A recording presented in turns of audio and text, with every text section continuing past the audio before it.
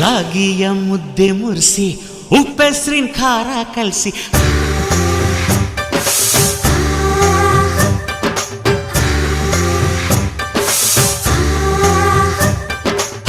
ರಾಗಿಯ ಮುದ್ದೆ ಮುರಿಸಿ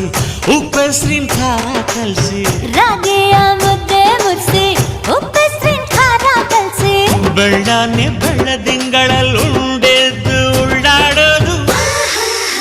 ಬಣವೆಯ ಮೆತ್ತೇಲಿ ಗಂಡನ್ನ ಮುದ್ದಾಡೋದು